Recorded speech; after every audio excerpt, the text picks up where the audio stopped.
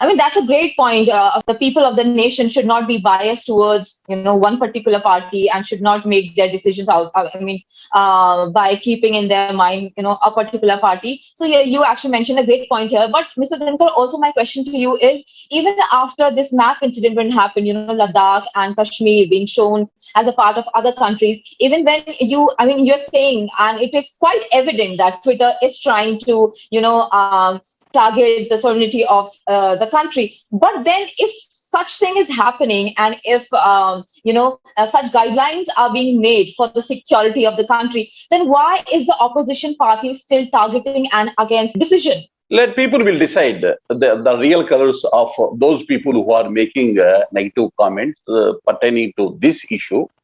Definitely, people are watching openly what is happening, how the changing colors by the opposition parties, most particularly some section of the media who influenced with Congress and the left-oriented. So people are the ultimate judge in our democracy. People always watch very carefully, and they have their concern about each and every political party, how they are behaving, especially during the pandemic period, as well as the present situation, the things happening between our government and the social media platforms like Twitter. So, Mr. Dinakar, also, okay, so now that you have cleared all the confusion, I actually would like to, clear one confusion out for once and for all. So, recently in the news, it made quite a news and people got scared, especially the young people. They got really scared if the social media is getting banned. Social media as in a few platforms. Facebook, Instagram, and Twitter. A lot of businesses are growing. A lot of influencers are making their livelihood with these social media platforms. So I would like to ask from you, so to clear out this confusion once and for all. So are these social media platforms getting banned, or is just controversy that got created and nothing of that sort is happening? It is absolutely wrong. Union government hasn't banned any social media. There is no possibility of ban in future also. But we are appealing to carry their operation within the legal parameters of our nation. As per those guidelines and their procedures and protocols, they should strictly adhere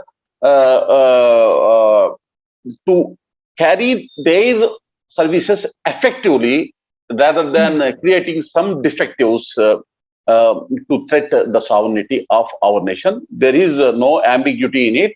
It is very clear. There is no ban of any social media as long as those platforms are strictly follow our rule of law of our land. So apart from Twitter, are you finding any difficulty with other platforms adhering to these guidelines? We initially we have seen Facebook and WhatsApp also created some kind of confusion as they expressed that it is not possible to provide the source code and those things. They had tried to make convince the union government, but union government hasn't accepted. Because if you have seen the terms and conditions and the legal points of the WhatsApp, they are very clearly mentioned that they are abiding the rules and regulations of the US laws. When they are strictly adhering the US laws, what is the problem to adhere the laws of the other countries, whoever they are, whether it is India, some other than our country, there are some other countries, they may put their conditions according to their needs. But when we want to do our operation in a particular country, definitely they should accept the rule of land of that particular country.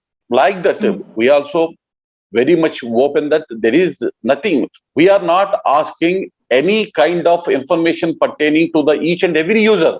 Whenever the union government has doubts on any particular user or any particular ID holder, which is threatening to our sovereignty and security, integrity of our country, definitely the union government step in and they seek information from these social media. They need to provide after these new laws amendments are in force.